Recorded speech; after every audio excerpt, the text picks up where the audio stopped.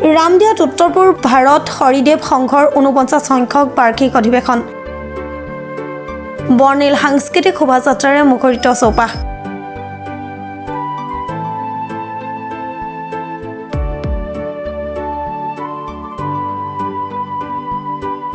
ভাগৱতাচাৰ্য তথা বেদাচাৰ্য মহাপুৰুষ শ্ৰী শ্ৰী হৰিদেৱ মহাপ্ৰভুৰ ধৰ্মমত আদৰ্শ আৰু ৰীতি নীতি সমাজত প্ৰচাৰ আৰু প্ৰসাৰ কৰাৰ কাৰণে সংগঠিত উত্তৰ-পূব হৰিদেৱ সংঘৰ ৪৯ সংখ্যক বাৰ্ষিক অধিৱেশনখনি দুদিনীয়া বৰ্ণাঢ্য কাৰ্যসূচীৰে ৰামদিয়াৰ শ্ৰী শ্ৰী হৰিদেৱ সত্ৰ উজানকুৰি দেউৰীয়া পাৰাত অনুষ্ঠিত হৈছে। তদুপলক্ষে পুৱাৰ ভাগত উষা কীৰ্তন, স্বচ্ছ ভাৰত অভিযান, ধৰ্মধ্বজা উত্তোলন, সংঘৰ পতাকা উত্তোলন কৰাৰ লগতে ৪৯খনকৈ পতাকা উত্তোলন কৰা হয়। ইয়াৰ পিছত গুৰুজনাৰ প্ৰতিচ্ছবিত বন্তি প্ৰজ্বলন আৰু শ্ৰদ্ধাঞ্জলি তৰ্পণ, বৰেণ্য সংগীত শিল্পী জুবিন গাৰ্গ আৰু নাগাৰা নামৰ প্ৰয়াত শিল্পী ৰামচৰণ ভৰালীৰ প্ৰতিচ্ছবিত শ্ৰদ্ধাঞ্জলি জ্ঞাপন কৰা হয়। ইয়াৰ পিছত গুৰুজনাৰ ধৰ্মমত আৰু আদৰ্শ শীৰ্ষক এখনি আলোচনা চক্ৰ অনুষ্ঠিত হয়। উত্তৰ-পূব ভাৰত হৰিদেৱ সংঘৰ প্ৰাক্তন সভাপতি কুলৰঞ্জন ভূঞাৰ সঞ্চালনাত অনুষ্ঠিত আলোচনা চক্ৰত সাহিত্যিক পেঞ্চনাৰ তথা কামৰূপ জিলা সাহিত্য সভাৰ প্ৰাক্তন সভাপতি নৃপেন্দ্ৰ কুমাৰ ভাগৱতী আৰু কামৰূপ মহাবিদ্যালয়ৰ অধ্যাপক ডক্টৰ সঞ্জীৱ গোস্বামীয়ে গুৰুজনাৰ জীৱন দৰ্শনৰ ওপৰত আলোকপাত কৰে। আজি সামৰণিৰ দিনা অসমীয়া কৃষ্টি সংস্কৃতিৰ চানেকিৰে উলিওৱা বাৰেৰহণীয়া সাংস্কৃতিক শোভাযাত্ৰাই ৰামদিয়াৰ আকাশ বতাহ মুখৰিত কৰি তোলা পৰিলক্ষিত হৈছে। আজি তাই বৰ্তমান যিটো পৰিস্থিতি আমি দেখিলোঁ, আমাৰ গুৰুদেৱৰ যিটো উদ্দেশ্য আছিল যে আমি সকলোকে সামৰি লৈ আমাৰ যি ধৰ্মমত বৈষ্ণৱ ধৰ্ম প্ৰচাৰ কৰাৰ আমাৰ উদ্দেশ্য, তাৰ মূল কাৰণটো হ'ল যে সমাজ যাতে কেতিয়াও কলুষিত নহয়, সমাজ যাতে কুসংস্কাৰৰ দ্বাৰা প্ৰভাৱান্বিত নহয়, সেইকাৰণেই গুৰুদেৱে সদায় কৈছিল যে তোমালোকে আধ্যাত্মিক চিন্তা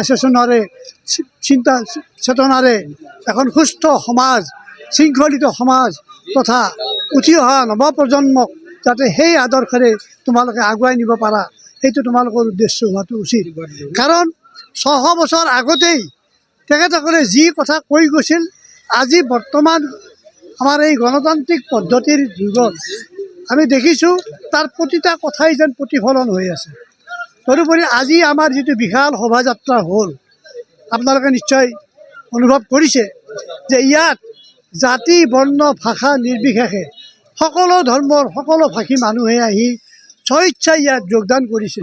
বাগানীয়া আহিছে, চাহ বাগানৰ পৰা আহিছে, বড়োসকল আহিছে, আমাৰ থলুৱা নাম প্ৰসংগ আহিছে, বিহু নৃত্যকে আদি কৰি আমাৰ ইয়াত একো বাদ পৰা নাই। গতিকে ইয়াৰ দ্বাৰা কি বুজায়?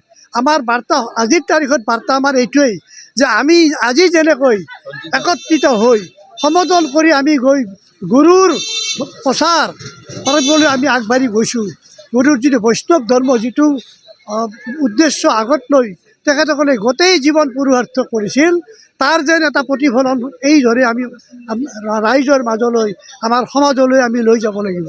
কাৰণ আজি যিখিনি মানুহ এই সংগঠনবিলাক ধৰি আছে বা চলাই আছে, কাইলৈ উঠি অহা নতুন প্ৰজন্মই তেওঁলোকে মূৰ পাতি ল'ব লাগিব ইয়াৰ দায়িত্ব, নহ'লে আমাৰ অস্তিত্ব এদিন নাইকিয়া হৈ যোৱাৰ সম্ভাৱনা আছে। সেইকাৰণেই তেখেতসকলে বহু বছৰ আগতেই গুৰুসকলে চিন্তা কৰিছিল। আৰু আমাৰ হৰিদেৱ গুৰুৰ এটা বিশেষত্ব আছিল কি, যে তেখেতে বৈদিক পৰম্পৰাকো কোনোদিন বাদ দিয়া নাছিল।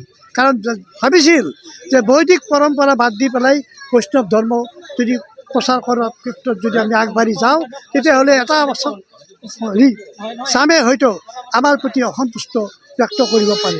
আমাৰ ৰামদিয়া দেউৰীয়াৰ পৰা উজানকুৰিত আমাৰ অনুষ্ঠিত হৈ আছে দুদিনীয়া কাৰ্যসূচীৰে ৭ আৰু ৮ ফেব্ৰুৱাৰী তাৰিখে। আমি ইয়াতে আধ্যাত্মিক পৰিৱেশ এটা বিৰাজ কৰিছে। অসমৰ বিভিন্ন ঠাইৰ মানে ভক্তসকল আমাৰ ইয়াতে আহি উপস্থিত হৈছে।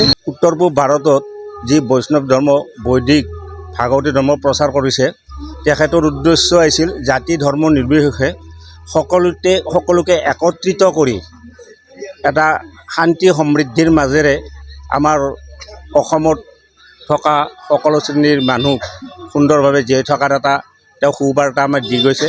আমি সেইটোৱে আশা কৰিছোঁ, যাতে আমি সকলোৱে সুখ শান্তিৰে আমি ইয়াত থাকিব পাৰোঁ। হাজোৰ পৰা কমলাকান্ত দাসৰ ৰিপৰ্ট, প্ৰাতঃ টাইম ডিজিটেল।